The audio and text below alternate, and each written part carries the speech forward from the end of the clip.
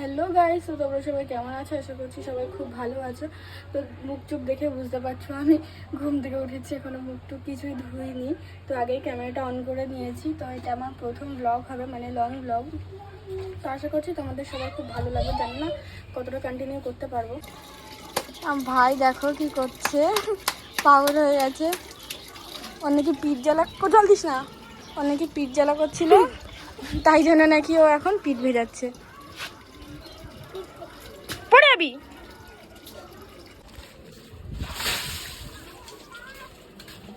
তো হচ্ছে এইদিকে তেলাপিয়ার মাছের ঝোল কচুর বাটি দিয়ে, আর এখানে ভাত, আর মাংস ধুয়ে রেখেছি, মা করবে। এটা হয়ে গেলে তারপর আবার মাংসটা হবে।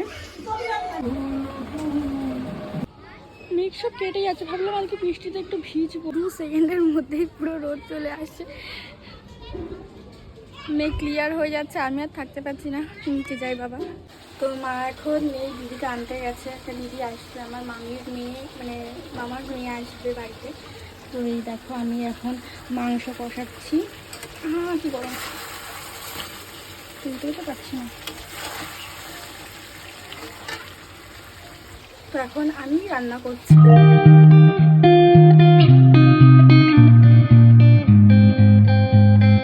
তো মা মাংস কষা ছিল, ওখান থেকে 3 পিস কষা মাংস আর ফুটি নিয়ে এসেছি। এখন মাংস আর ফুটি খাবো, মানে কষা মাংস।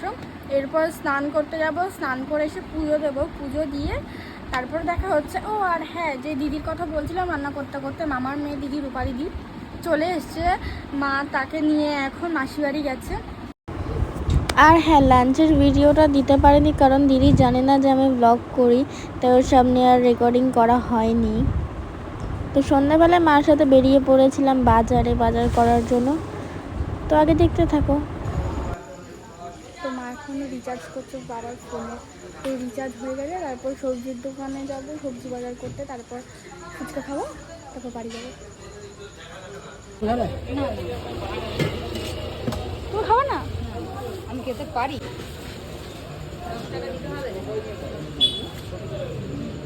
তো দেখো সবজি বাজার করা হয়ে গেছে আমার মা এখন জামা কাপড়ের দোকানে সব জন্য দেখছে।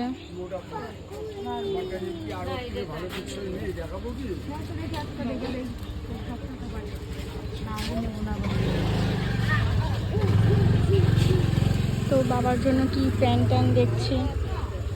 তো আমি এখানে রাস্তা দিয়ে ঘুরে ঘুরে বেড়াচ্ছি, হাতটা ব্যথা করছে। তো আজকের মতো এতটাই, টাটা, দেখা হচ্ছে নেক্সট ব্লগে।